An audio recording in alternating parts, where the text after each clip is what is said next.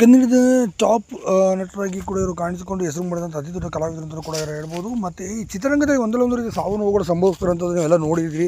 ಈಗ ಇದೇ ಸ್ಥಳದಲ್ಲಿ ಮತ್ತೊಬ್ಬ ಪ್ರಖ್ಯಾತ ನಟ ಮತ್ತು ಸಾಕಷ್ಟು ಪ್ರೀತಿಗೆ ಸಂಬಂಧಪಟ್ಟಂಥ ಸಿನಿಮಾಗಳನ್ನೇ ಮಾಡಿ ಕೊನೆಗೆ ಪ್ರೀತಿಸಿ ಮದುವೆಯಾಗಿ ತಮ್ಮ ಪತ್ನಿಯನ್ನು ಕೂಡ ಕಳೆದುಕೊಳ್ತಾರೆ 2005ರಲ್ಲಿ ಅಂತ ಕೂಡ ಹೇಳ್ಬೋದು. ಸಾಕಷ್ಟು ನೋವನ್ನು ಕೂಡ ಅನುಭವಿಸ್ತಾರೆ. ಇನ್ನು ಯಾರಪ್ಪ ಇಂಥ ನೋವುಗಳನ್ನು ನೋಡಿದಂಥ ನಟ ಇದೀಗ ವಿದೇಶರಾಗಿರೋದು ಹೃದಯಘಾತಕ್ಕೆ ಒಳಗಾಗಿ ಅಂತ ನೋಡ್ತಾ ಬಂದರೆ ಬೇರೆ ಯಾರು ರಘು ಅವರು. ಇನ್ನು ರಘು ಅವ್ರನ್ನ ನೀವು ಚೈತ್ರದ ಪ್ರೇಮಾಂಜಲಿ ಸಿನಿಮಾದ ಮೂಲಕ ಸಿಂಧು ಅವ್ರನ್ನ ಪ್ರೀತಿಸ್ತಾರೆ.